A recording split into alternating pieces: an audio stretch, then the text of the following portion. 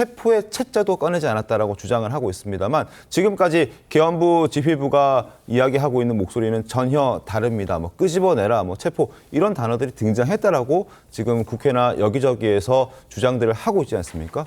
그 목소리 들어보겠습니다. 대통령께서 비화폰으로 제게 직접 전화를 하셨습니다. 의결 정족수가 아직 다 안 채워진 것 같다. 빨리 문을 부수고 들어가서 안에 있는 인원들을 끄집어내라 라고 말씀을 하셨습니다.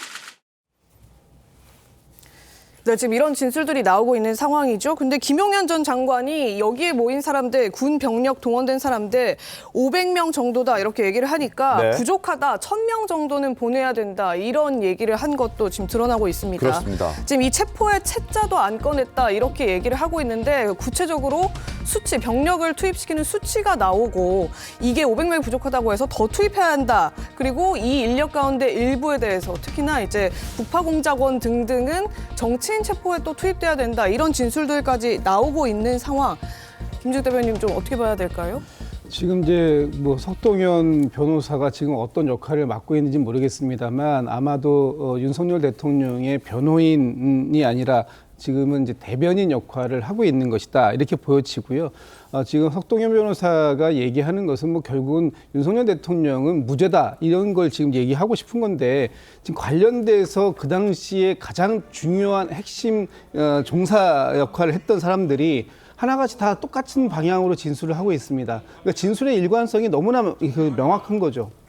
특전사령관, 수방사령관, 경찰청장 모두가 다 대통령으로부터 직접 지시를 받았다고 하고 그 지시의 내용은 결국 이 국회의원들을 체포하거나 또 이 계엄령을 해제시키지 못하도록 본회의장에서 다 끌어내라 이런 지금 역할들을 받았다라는 것인데 이런 것들에 대해서 굳이 아니다라고 한마디 했다고 해서 그걸 저희가 뭐 그 신뢰성 있게 받아들여질 이유는 없을 것 같고요.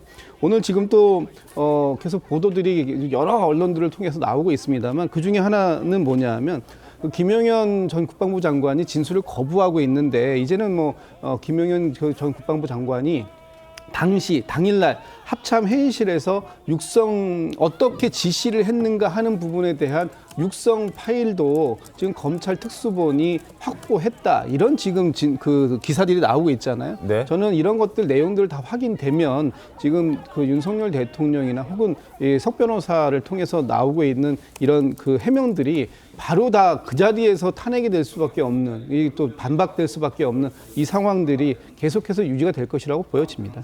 윤기천 변호사님, 어제 석동현 변호사 얘기 중에 체포의 채자도 대통령은 안 꺼냈다고 한다. 그리고 또 계엄을 예고하고 하는 내란이 어디 있냐 이런 취지도 얘기도 했습니다. 생중계 담화 성격이었기 때문에 그런 주장들은 어떤 변론을 위한 걸까요? 일단 나온 시기가 보면 사실은 먼저 만약에 석동현 변호사가 저런 대통령의 전화를 먼저 뭐 체포하라는 채자도 말한 적이 없다라고 나오고 나서 나머지 이제 관련자들 곽종근 특수전사령관 이런 사람들이 그에 반하는 진술을 한 거면 대통령이 왜 그렇게 했지라고 머쓱해 할 텐데 네. 이게 거꾸로잖아요. 네. 다른 사람들이 뭐 체포 관련돼서 여러 가지 진술이 나오고 이미 먼저 나오고. 그렇죠. 그다음에 조지호 전 경찰청장의 변호인도 뭐 그런 소리를 하고 있어요. 그런 상황에서 저렇게 또 아니다라고 나온 걸 보면 분명히 뭔가 사실 확인 절차를 거치거나 아니면 전략적인 의미가 숨어 있다고 봐야 되겠죠. 첫 번째는 이제 국헌문란의 목적이 없다라는 말씀을 그러니까 법리적인 용어로 설명하자면 이게 국회의 기능을 마비시키거나 권능 행사를 우리가 거의 불가능하게 할 의사가 없다. 이거를 이제 종합적으로 말씀하신 것 같아요. 네. 그러려면 국헌문란의 목적이 없었는지 여부와 관련돼서 전후 사정을 이제 조리 있게 설명하겠죠. 만약에 국헌문란의 목적이 있었다면 그랬다면 이러이러한 조치를 취했을 텐데 그런 게 이루어지지 않았지 않느냐. 뭐 이런 정도를 설명하기 위한 사전 포석이 아닌가라고 개인적으로 생각합니다. 알겠습니다. 자, 여러 가지 얘기들이 지금 진술이 엇갈리고 있기 때문에 그 부분 저희가 잠깐 정리를 해봤고요. 그리고 또 다른 지금 뉴스가 전해지고 있습니다. 지금 이번 계엄과 관련해서 노상원 전 사령관이 굉장히 또 핵심 인물로 떠오르고 있는 그런 상황이잖아요. 그런데 2018년 이 사람이 성추행으로 불명예 전역을 했다는 소식이 전해졌고요.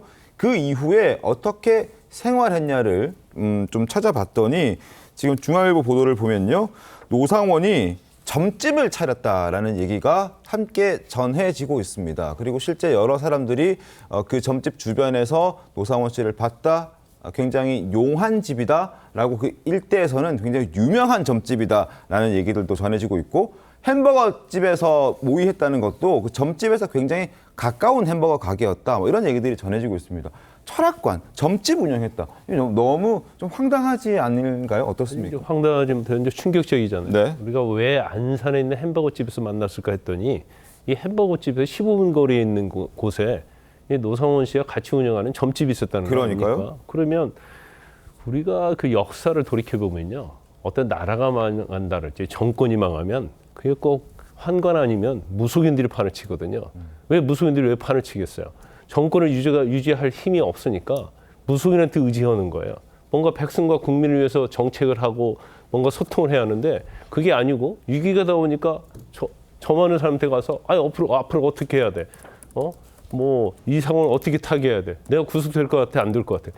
이런 취지에 하다 보니까 나라가 이렇게 엉망이 됐다 이렇게 보는데 네. 어떻게 계엄에 관여한 공무원자도 이 점을 보는 사람입니까? 이 사람이 그냥 군 출신이 아니고요. 네. 박근혜 전 대통령 때 정보사령관을 네. 했는데 그때 여군을 강제 취행한 걸로 갖고 징역을 살았던 사람이에요. 맞습니다. 맞습니다. 그런 사람이 아직도 김용현이라는 저런 사람과 계속 연결되면서 지금 언론 보도 일부에 의하면 뭐 군의 인사도 관여하고 네. 뭐 그러면 이것도 뭐 어떻게 보면 같이 뭐 계엄 날짜도 이 사람과 같이 정한 게 아닌가. 그 정도의 우리가 뭐 말이 안 되는 소리지만 네, 네. 그 정도 의심할 수 있는 이런 상황이 된 거예요. 그래서 참 지금 계엄 이후에 여러 가지 나온 이런 상황을 보면 정말 우리가 상상도 할 수 없는 네. 이런 얘기가 나오고 있다 이렇게 봅니다. 그렇습니다.